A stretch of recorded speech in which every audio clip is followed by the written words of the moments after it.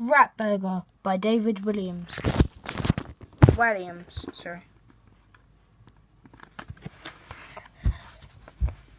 Chapter 4. Dirty Business. Flush it down the blog, shouted Sheila. Zoe was sitting on her bed listening through the wall to her dad and stepmother arguing. "No!" replied Dad. "Give it here, you useless git. I bung it in the bin." Zoe often sat on her bed in her two small pyjamas, listening through the paper-thin wall to her father and stepmother arguing way past her bedtime. Tonight they were of course shouting and screaming about the guinea pig who had just died that day. As they lived in a flat on the 37th floor of a dilapidated council block which leaned heavily and should have been demolished decades ago, the family didn't have a garden. There was an old adventure playground in the centre of concrete square, shared by all the blocks in the estate. However, the local gang made it too dangerous to venture near. What you looking at?" Tina Trotz would shout at anyone passing by.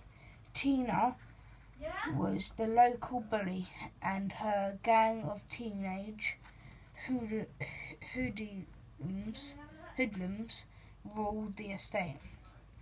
She was only 14, but she could make a grown man cry, and often did.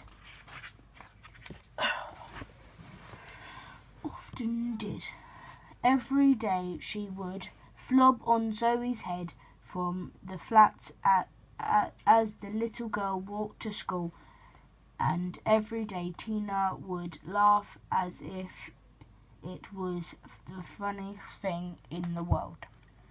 If the family had owned an ottoman or even the smallest patch of grass anywhere on the estate, they could call their own.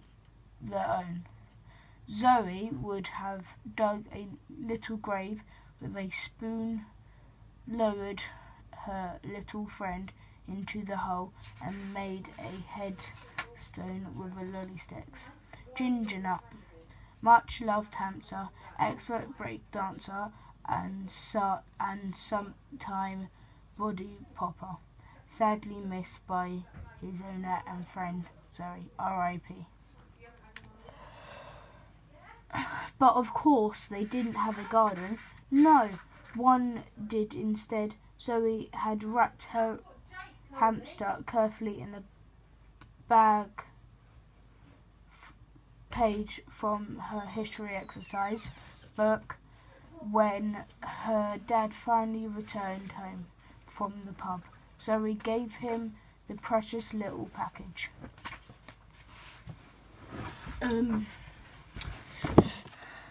My dad will know what to do with him, she thought. But Zoe hadn't reckoned on her horrible stepmother getting involved. Unlike his new wife, Dad was tall and thin. If she was a bowling ball, he was the skittle, and of course bowling ball often knock over the skittles. So now Dad and Sheila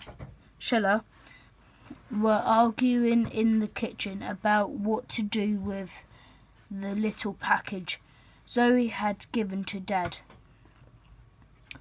It was always awful hearing the two of them shouting at each other, but tonight was proving the particularly unbearable, I suppose. I could get the poor girl another hamster, ventured Dad. She was so good with it.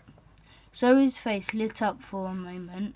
"Oh, you're crazy," sneered her stepmother. "Another hamster?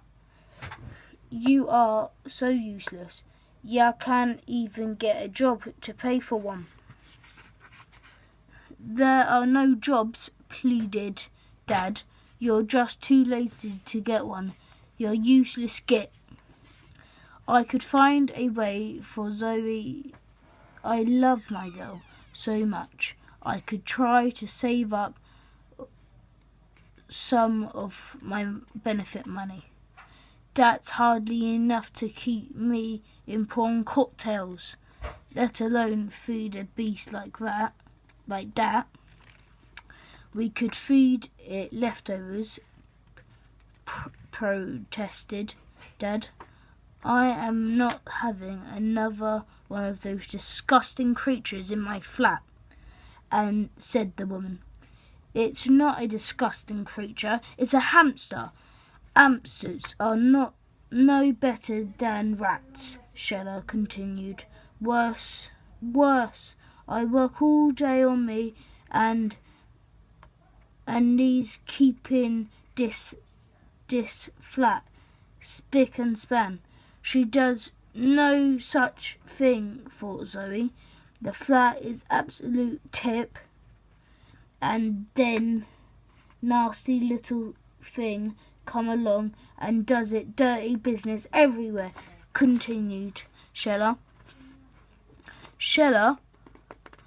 And while I am on the subject, your aim in the bog could be better. Sorry, won't do.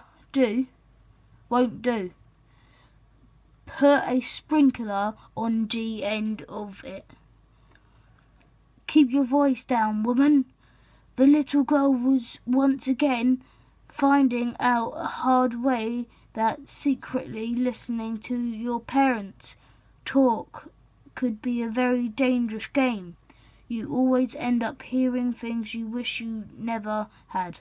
Besides, Ginger Nut didn't do the dirty business everywhere. Zoe always made sure, picked up and rouge dropping from his secret, runs around her room with some blue paper and flush them safely down the toilet.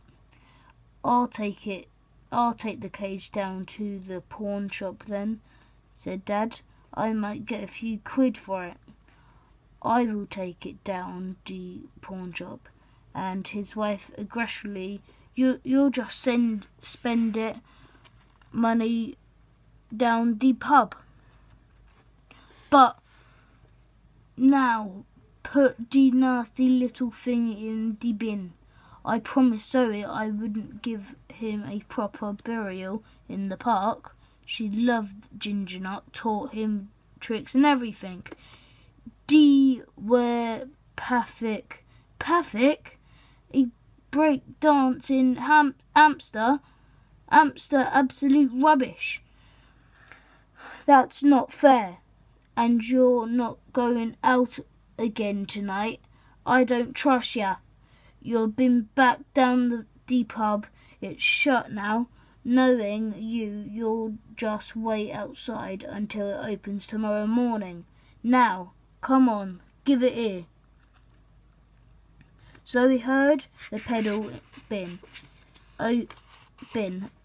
open with stamp of her stepmother chubby food and the faint sound of a thud. With tears streaming down her face, Zoe down in bed and covered herself with her duvet. She turned to her right side in half light, stared at the cage as she did every night. It was agonizing to see it empty. The little girl closed her eyes but couldn't sleep. Her heart was aching. Her brain was spinning. She was sad. She was angry. She was sad. She was angry. She was sad. She turned on to her left side. Maybe it would be easier to sleep facing the grooming wall rather than staring at the empty cage. She closed her eyes again, but all could think about is ginger nut. Not that it was easy to think what with the noise coming from the neighbour's flat. Zoe didn't know who lived there. People in Tower Block weren't exactly close, but most evenings she heard shouting. It seemed like a man screaming at his daughter, who often cried, and Zoe felt sorry for her. Whoever was, however bad Zoe thought her life was, this girl's sounded worse. But Zoe blocked out the shouting and soon fell asleep, dreaming of ginger nut breakdancing in heaven. So guys, that was the chapter 4, Dirty Business. So yeah, next chapter is called chapter 5, Droppings. So I'll see you guys later. This is Rat Burger by David Rounds. Bye.